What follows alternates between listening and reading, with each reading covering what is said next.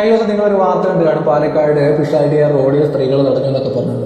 ഈ വാർത്ത നമ്മുടെ നല്ല മാധ്യമങ്ങൾ എങ്ങനെയൊക്കെയാണ് റിപ്പോർട്ട് ചെയ്തുകൊണ്ടിരിക്കുന്നത്. കേരളത്തിൽ പ്രമുഖരായിട്ടുള്ള ആൾക്കാരെ സ്ത്രീകളെ വിമർശിച്ചുകൊണ്ട് ഫിഷാരിയെ പിന്തുണയ്ക്കുന്നതും കാണുന്നുണ്ട്.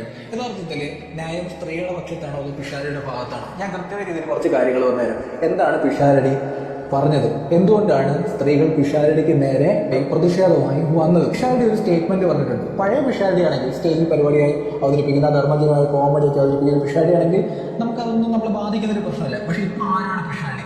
കോൺഗ്രസ് എന്ന് പറഞ്ഞ പൊളിറ്റിക്കൽ പാർട്ടിയുടെ MLA സ്ഥാനാർത്ഥിയാണ്, നാളെ ജയിച്ച MLA പാലക്കാടിന്റെ.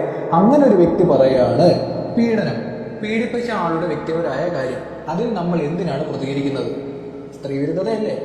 നമ്മുടെ നാട്ടിൽ പുരോഗമനം പറഞ്ഞ എത്ര പേര് പിഷാരടിക്കെതിരെ സ്റ്റേറ്റ്മെന്റ് പറഞ്ഞു. എന്താ നിങ്ങൾ ആരും മിണ്ടാത്തത്? മിണ്ടിക്കഴിഞ്ഞാൽ ചിലപ്പോൾ ശോഭാ സുരേന്ദ്രൻ ജയിക്കുന്നതെന്ന് പറഞ്ഞ് ഇത്തരത്തിലുള്ള സ്റ്റേറ്റ്മെന്റ് നിങ്ങൾ മിണ്ടാതിരിക്കുന്നത് എങ്ങനെയാണ്?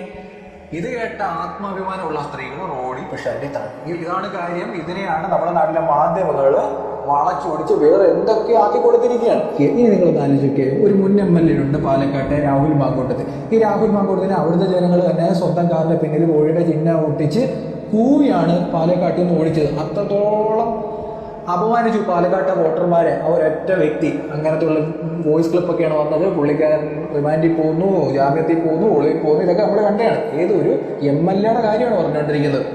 അത് വ്യക്തിപരമാണോ? അപ്പം ഒരു MLA, ഒരു യൂത്ത് കോൺഗ്രസിന്റെ അധ്യക്ഷനായി ചെയ്യുന്ന ഒരു വ്യക്തി ചെയ്തത് സമൂഹത്തിന് മാതൃകയാകേണ്ട ഒരാളല്ലേ?